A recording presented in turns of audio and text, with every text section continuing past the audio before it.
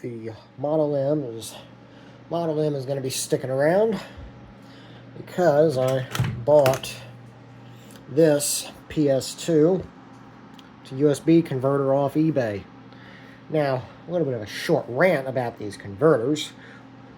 PS2 to USB has been something of a solved problem for literal decades now, yet a PS2 to USB adapter that I bought just a short few years ago, maybe, if that, has decided that it no longer wants to convert PS2 to USB. I mean, it will do it. It does it on its own terms. Like, this has been a solved problem for decades now, and we've gone so far backwards in technology on that front. What happened? I haven't actually tested this yet, but the eBay seller I bought this from said that this came with a Raritan KVM switch.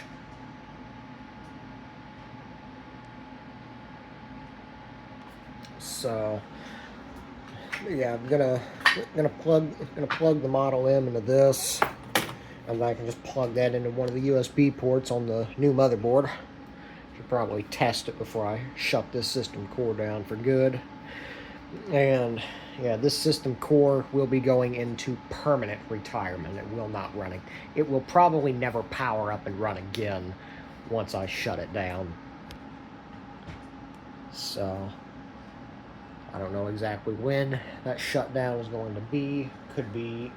It's probably going to be early November, the first or second week in November probably. So depending on how fast New Wave gets the RAM here.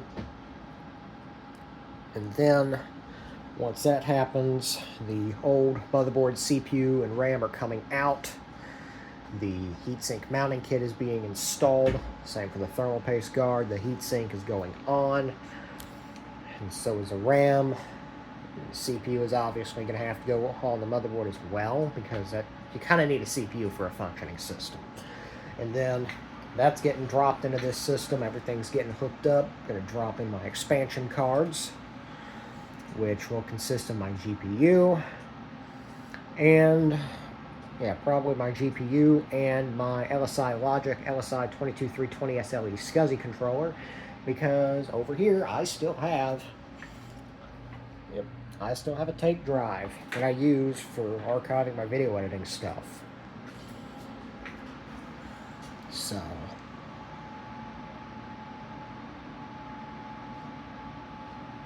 but yeah, says we've got another hour and a half.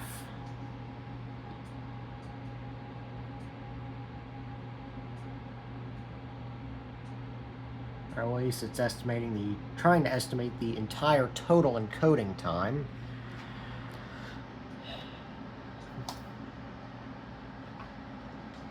Alright, here we go. 33 minutes remaining. And the reason handbrake looks a little bit screwed up is because they've updated this to use the GTK4 window toolkit. And unfortunately, I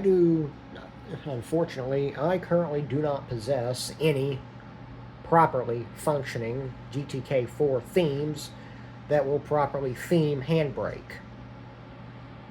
So I could go on a long tangent about that, but I'm not going to do so at this time because I presently don't have enough time in the day for that. So yeah, this is just kind of a short, sweet and point status update on things. Again, video production is completely suspended. I don't even have access to my video editing drive because, well, the video editing drive is totally disconnected and powered down.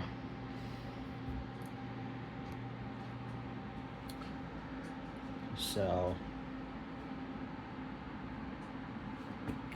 yeah, once I get my video editing stuff set back up and everything, there's going to be some system upgrade videos coming down the tube, because I'll be recording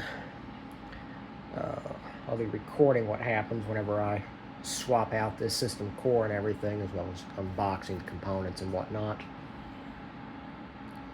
So, but yeah, and then depending on what happens, and whatnot, I might also be getting a pair of new SSDs for this system, a pair of NVMe SSDs. One's going to be a 250 gigabyte SSD, PCIe 4, 3,000 megabytes read and write, or something like that. 3,000 megabytes a second read and write, or something like that. And then the other one is going to be for the user profiles, and that is going to be a 4 terabyte SSD, PCIe 5, and it's going to be spec'd at 12,400 megabytes per second read, and probably around 10,000-ish write. So that'll be pretty nice, because right now I currently only have just a touch over half a terabyte free on the current home SSD, and so I'm going to bump it to a 4 terabyte SSD. So,